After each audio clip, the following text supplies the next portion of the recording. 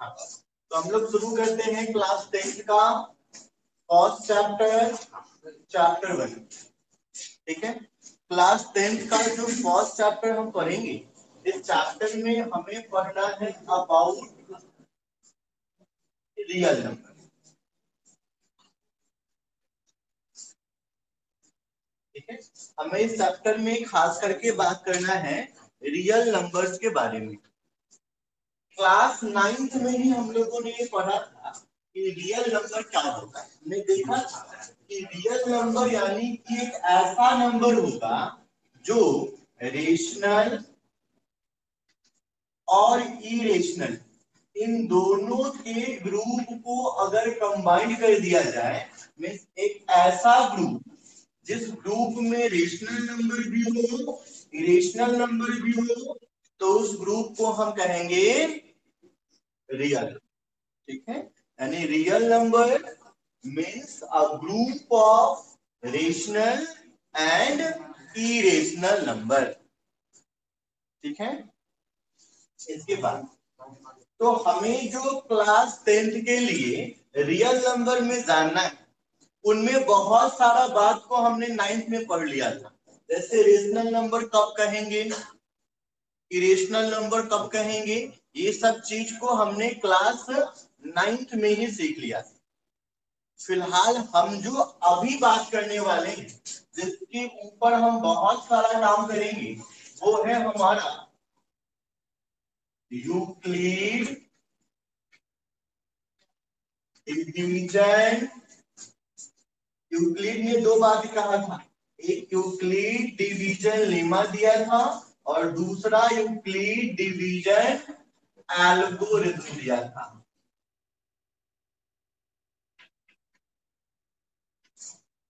ठीक है, तो ये दोनों वर्ड समझना बहुत जरूरी है कि लेमा क्या है और एल्गोरिथम क्या है। ठीक है, तो यूक्लिड का जो स्टेटमेंट है, उस स्टेटमेंट को हम कहेंगे लेमा। यूक्लिड का जो स्टेटमेंट है, that statement is called lemma. और अगर इसका हम यूज करेंगे, मीन्स इसका किस तरह से यूज करना है, technique to use Euclid division lemma is known as algorithm. ठीक है, लेमा, अब ये लेमा क्या है, कोई नया वर्ड लेमा नहीं है, इस चीज को आप पहले से जानते हो। बचपन के क्लास में आपने डिवाइड पढ़ा था, डिवाइड में देखे थे कि जो यहां लिखा होता है तो क्या होता है, ये होता है डिवीजन, यहां पे लिखा होता है डिविडेंड, यहां मिलता है हमें कोशेंट और नीचे मिलता है रिमाइंडर। ये बात तो हम पहले से जानते हैं, डिवाइड चेक करने के लिए इस फॉर्मूला का यूज करते हैं। साथ में हम लोग ये भी देखे हैं कि dividend is equal to division into quotient plus remainder होता है। बात हम लोग जानते हैं ना जी, dividend is equal to division into quotient plus remainder होता है। ठीक है, तो यूक्लिड ने बस इसी चीज को एक अलग ढंग से कह दिया। यूक्लिड ने कहा कि डिविडेंड को तुम ए मान लेना, डिविडेंड को क्या मान लेना, ए, डिवीजन को मान लेना बी, कोसेंट शुरू होता है क्यू से तो इसको क्यू मानना है, और रिमाइंडर है आर से तो इसको आर मानना है। और इस हिसाब से देखिए फॉर्मूला क्या बन जाएगा, डिविडेंड को तो ए माना गया है, यानी डिविडेंड के लिए क्या लिख सकते हैं हम, ए, डिवीजर को क्या माने हैं, बी, यानी डिवीजर के लिए लिख सकता हूं बी, इनटू कोसेंट, कोसेंट को क्या माने हैं क्यू, तो क्यू लिख सकते हैं। प्लस रिमाइंडर, रिमाइंडर को क्या माना गया है आर। तो फाइनली आपको एक फॉर्मूला मिला, A is equal to b q plus, इसी फॉर्मूला को बोलेंगे यूक्लिड डिवीजन लेमा। ठीक है, यही फॉर्मूला है यूक्लिड डिवीजन लेमा। यानी अगर हमसे कोई पूछे what is Euclid division lemma, तो उसको हम बोलेंगे A is equal to b q plus r is known as Euclid division lemma. कोई दिक्कत? अच्छा, एक बात और आप गौर करिए, ये छोटा छोटा बात है। मान लो कि आपको डिवाइड देना है 3 से, आप किसी नंबर को 3 से डिवाइड दे रहे हो, तो जब 3 से किसी नंबर को डिवाइड दोगे तो रिमाइंडर कभी 4 मिल सकता है? किसी भी कोई एक ऐसा नंबर सोच सकते हो जिस नंबर को 3 से डिवाइड दिया जाए तो रिमाइंडर 4 मिल जाए? ऐसा कोई नंबर नहीं होगा।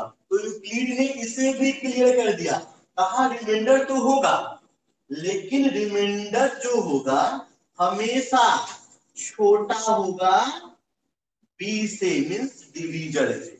मीन्स जब आप किसी नंबर को 3 से डिवाइड करोगे ना तो रिमाइंडर हमेशा 3 से छोटा मिलेगा।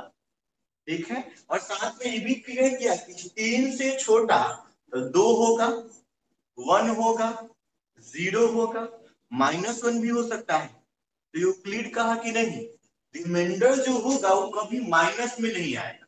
और आप 3 से मान लो 7 को डिवाइड करोगे, 2 बार में करोगे तो 6 रिमाइंडर कितना आएगा? आप तो यहाँ 3 बार में डिवाइड नहीं ना कर सकते हो कि ज्यादा हो जाएगा। तो इसलिए यूक्लिड ने कहा कि रिमाइंडर कभी नेगेटिव नहीं आएगा, तो इसको भी उसने क्लियर कर दिया। और ये हुआ अच्छा वाला स्टेटमेंट यूक्लिड डिवीजन लेमा। याद रखिएगा ये लेमा है, एल्गोरिथम तब कहलाएगा जब इसके मदद से हम किसी क्वेश्चन को सॉल्व करेंगे। अगर इसका यूज किसी क्वेश्चन को बनाने में किया जाता है, किसी क्वेश्चन को प्रूव करने में किया जाता है, तब इस स्टेटमेंट को हम बोलेंगे यूक्लिड डिवीजन एल्गोरिथम। ठीक है, सिर्फ स्टेटमेंट है तो क्या बोलना है? Euclid division lemma. लेकिन जब इसका यूज करेंगे तब क्या कहलाएगा? Euclid division algorithm.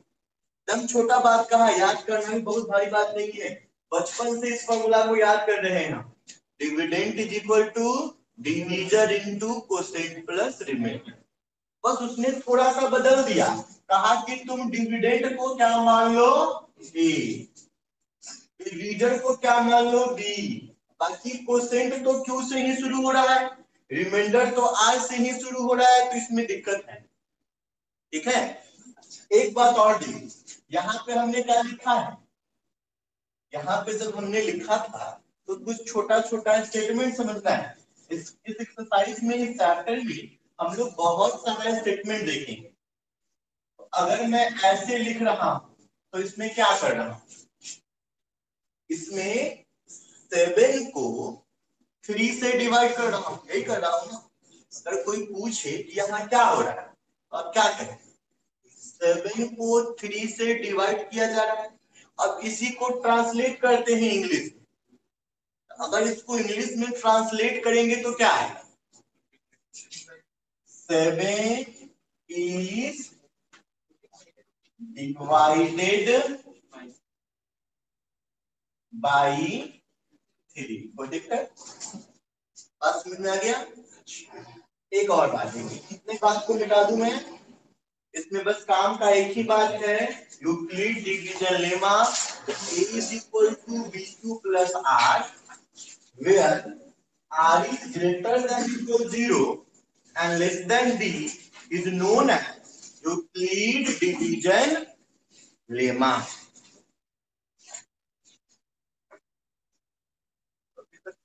this सही रहा है।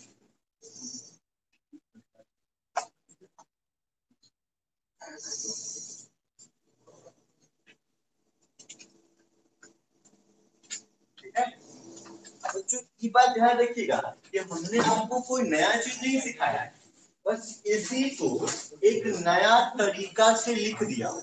किसको लिख दिया हूँ? जो बचपन में आपने फॉर्मूला पढ़ा था, इसी फॉर्मूला को एक अच्छे ढंग से लिख दिया, इससे ज्यादा और कुछ नहीं किया। ठीक है, चलो इसको मिटा देते हैं हम। हमेशा ध्यान रखना है, लेमा और एल्गोरिथम ये दोनों सेम नहीं है, ये दोनों का मीनिंग अलग अलग होता है। जब तक सिर्फ ये है तो लेमा, अगर ये यूज हो गया तो एल्गोरिथम।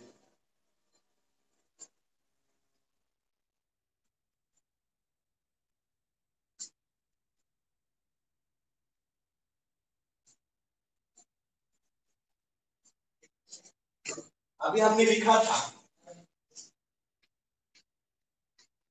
देखो इसमें क्या किया था आपने, इसको क्या लिखेंगे आप? इसमें क्या हो रहा है, 7 को 3 से डिवाइड कर रहे हो। इसको इंग्लिश में क्या लिखे हैं आप? 7 इज डिवाइडेड बाई 3। देखो जो बहुत सिंपल लैंग्वेज है, बस थोड़ा सा ध्यान रखना है, यानी कुछ भारी नहीं आएगा। अब जब डिवाइड किए हो तो कितनी बार में होगा? होगा तो इस 2 को क्या कहेंगे? कोसेंट। तो यहाँ लिख देंगे बी गेट कोसेंट, यही मिला है हमको। जब हमने डिवाइड किया है तो कोसेंट क्या मिला हमको? 2 मिला, तो मैंने उसको भी लिख दिया वी गेट कोसेंट 2। अगर डिवाइड करेंगे 2 से तो लास्ट में ये क्या रिमाइंडर 1 मिलेगा, एंड रिमाइंडर 1। बात समझ में आ गया? बस इसी चीज को आप लैंग्वेज में लिखिएगा क्वेश्चन के, जब क्वेश्चन हम सीखेंगे तो वहां हम ऐसा लैंग्वेज लिखेंगे, तो ये लैंग्वेज कोई विदेश से नहीं आया, ये जो आप किए हैं ना, इसी को ट्रांसलेट करके यहाँ लिखें। ठीक है, अब इसके आगे काम करते हैं। तो यूक्लिड डिवीजन लेमा जो है या यूक्लिड डिवीजन एल्गोरिथम का यूज हम लोग करते हैं to find the HCF. HCF निकालने के लिए हम यूज करेंगे यूक्लिड डिवीजन। आप लोगों को बच्चों एचसीएफ निकालने आता है ना? कोई ऐसे बच्चे भी हैं जिनको एचसीएफ निकालने नहीं आता है? क्लास 2-3 में पढ़े होंगे एचसीएफ निकालना, एकदम बच्चा वाला क्लास में सीखे होंगे एचसीएफ निकालना, और उसी बच्चे वाला तरीका से कर रहा हूँ, यानी मैं बात कर रहा हूँ लॉन्ग डिवीजन मेथड का। डिवाइड कर करके एचसीएफ निकालने सबको आता है ना? तो एक क्वेश्चन है, इसका एचसीएफ निकाल के दिखाओ। 256 एंड 420, इसका एचसीएफ निकाल के दिखाओ तो।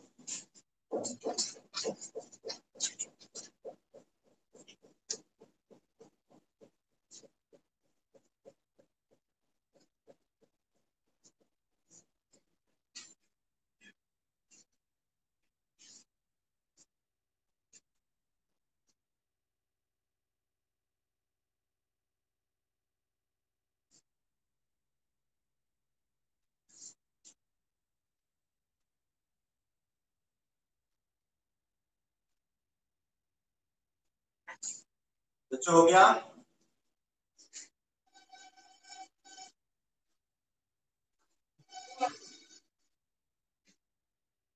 तो जिसको दिक्कत है तकलीफ है मुझको बोलो, एक एक क्वेश्चन छोटी छोटी चीज मैं आपको बताऊंगा। बस आपको अगर प्रॉब्लम होता है तो आप कहिए कि मुझे यहाँ दिक्कत है। आंसर तो पता नहीं, पर देखते हैं सॉल्व करके इसको। हाँ बहुत अच्छा है। तो सबसे पहले बच्चों इन दोनों में बड़ा कौन है? 420। तो बड़ा वाला को आप ऐसे अंदर लिखते हो ना, यहाँ लिखते हो 256 लिखोगे, कोई दिक्कत? इसको कितनी बार में डिवाइड करोगे? कितना मिला? रिमाइंडर कुछ बचेगा? 1।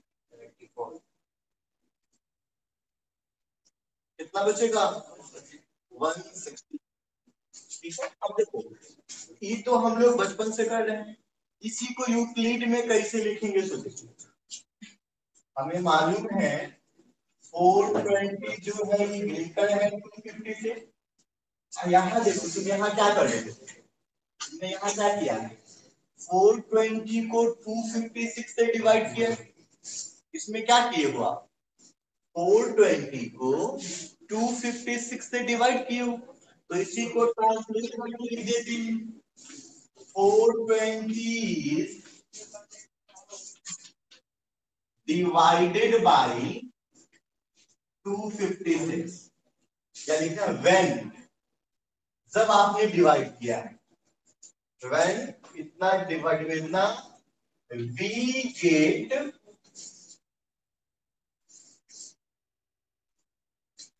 क्वोशिएंट 1 एंड रिमाइंडर कितना, अच्छा यूक्लिड का फॉर्मूला क्या, a is equal to b q plus r. ये बताओ इसमें ए की जगह पे कौन है, अंदर वाला जो लिखते हैं ना, अंदर वाले में इसको कहते हैं ए, जो बाहर लिखोगे इसको कहोगे, यानी डिवीजन को बी और डिविडेंड को ए। तो यूक्लिड के लिए देखो ए की जगह तुम कितना लिखोगे, बराबर, बी की जगह 256 इंटू क्यू की जगह 1 प्लस आर की जगह, कोई दिक्कत आया बात समझ में, बस ये जो ये है ना इसी को ट्रांसलेट करके कभी लिखा यहाँ लिख दे, ठीक है। अब इसके बाद आप क्या करते हैं, अब 164 बाहर आता है और 256 को रखते हो अंदर, यही करते हो ना, मतलब इस स्टेप में तुम क्या कर रहे हो, अगर इसको हम पूछें कि शब्दों में बयां करो कि तुम क्या कर रहे हो तो क्या करो, 256 को 164 से डिवाइड कर रहे हो, तो ये लिखे नेटवर्क इशू आ सकता है। चलिए, तो अभी आपने यहाँ पे क्या किया है, इस स्टेप में आपने क्या किया, देखो इस स्टेप में आपने किया कि व्हेन यू डिवाइड 256 बाय 164, यही कर रहे हैं ना हम लोग, 256 को डिवाइड कर रहे हैं कितने से, 164 से। तो जब हम डिवाइड करेंगे तो क्वोशिएंट क्या मिलेगा, रिमाइंडर क्या बचेगा, 92। बस इस चीज को यहां लिख दे रहा हूं, वी गेट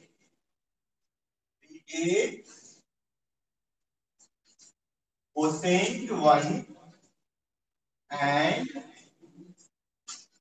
रिमाइंडर 9। यहां तक किसी को दिक्कत, अब यूक्लिड के अकॉर्डिंग ए की जगह कितना, देख भाई यहाँ ए की जगह पे कितना है, तो ए इज इक्वल टू बी के लिए इंटू क्यू प्लस आर, यही यूक्लिड ने कहा था ना जी, अभी तो एचसीएफ खत्म नहीं हुआ होगा, तो अब अगली बार क्या करोगे, 92 एंड 164, तो इस बार आप क्या कर रहे हो, क्या लिखेंगे हम लोग यहाँ, इस बार हम क्या कर रहे हैं, 92 से डिवाइड कर रहे हैं, बस इसी को लिखूंगा, when 164 is divided by 92, अब देखोगे क्वोशिएंट क्या मिलेगा जी, 1, रिमाइंडर कितना, इस चीज को भी लिखना पड़ेगा, we get quotient 1 and remainder 72 होगा। अब इसी चीज को बच्चों लिख देते हैं हम लोग सब। यूक्लिड के अकॉर्डिंग इसमें ए का वैल्यू कितना है?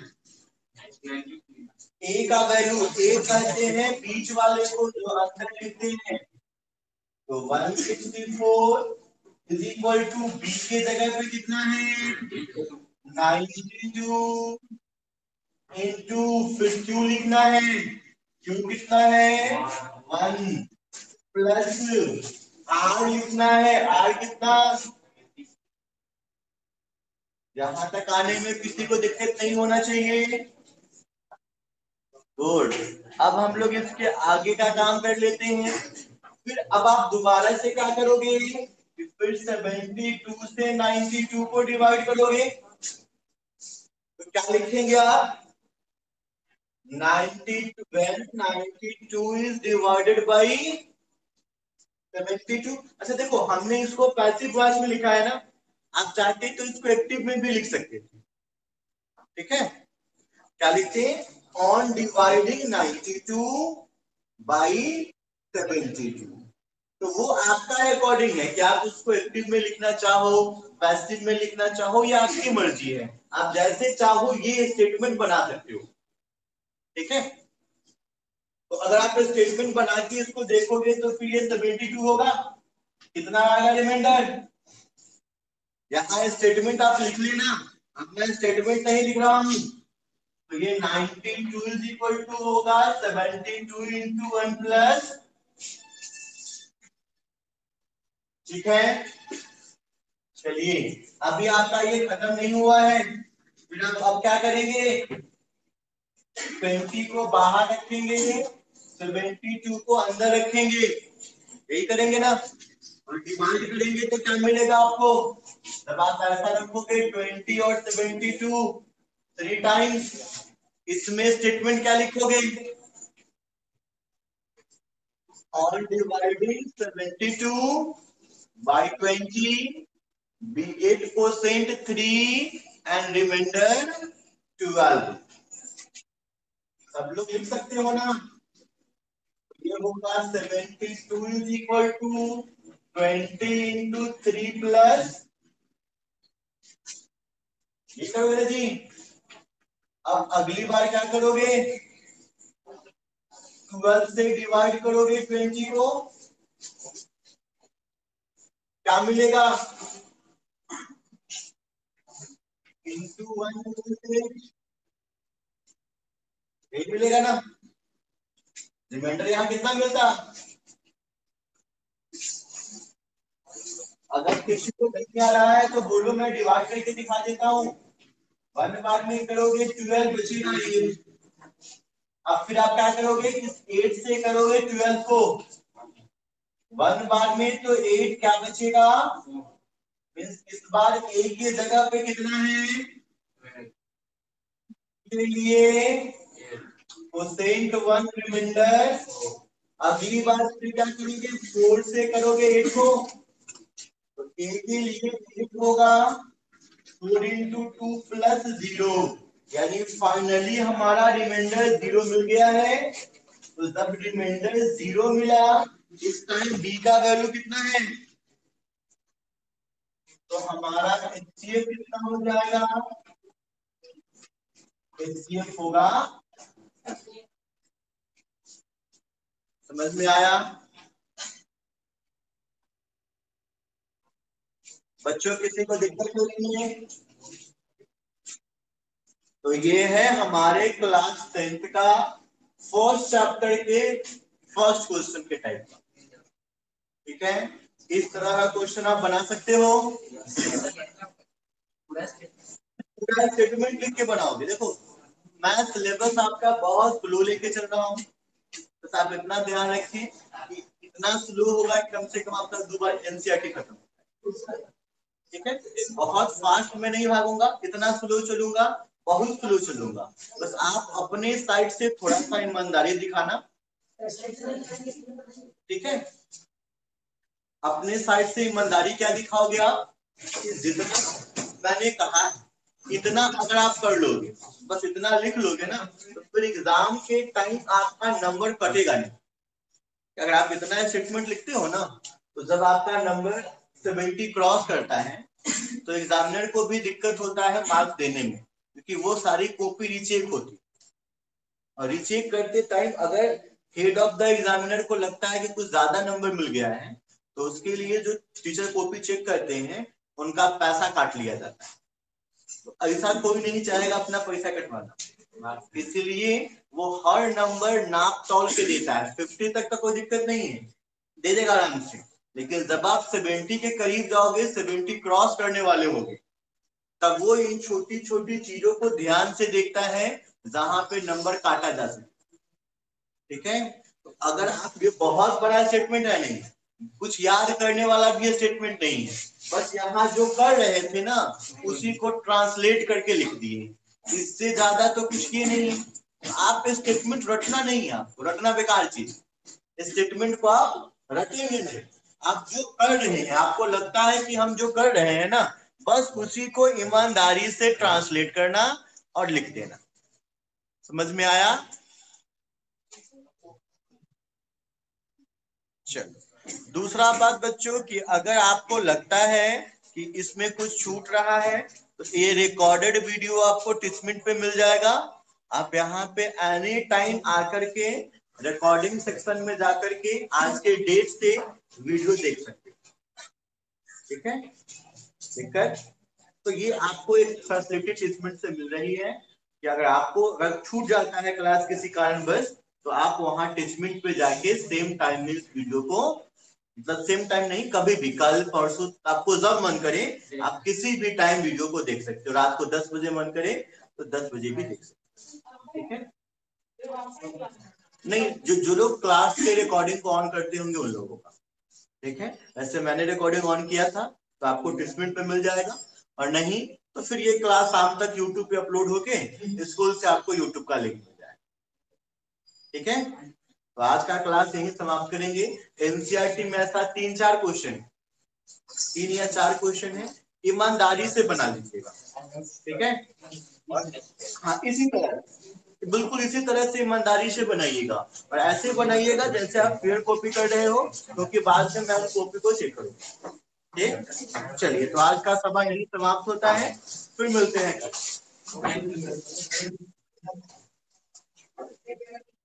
Good bye.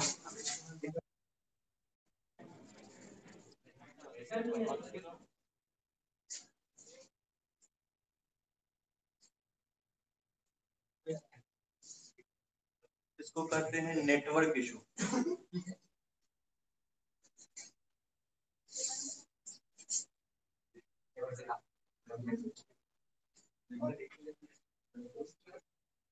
दिव्या, आपको दिखाई दे रहा है? दिव्या, आवाज आ रही है?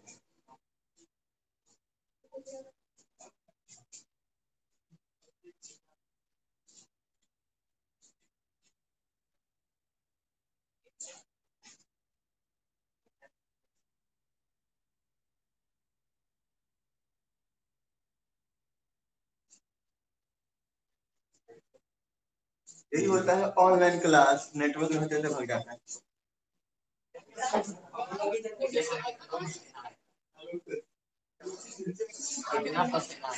आलोक सर, आलोक का दादा छुट्टी पे है। आलोक सर घर से ही क्लास लेंगे। जी हो,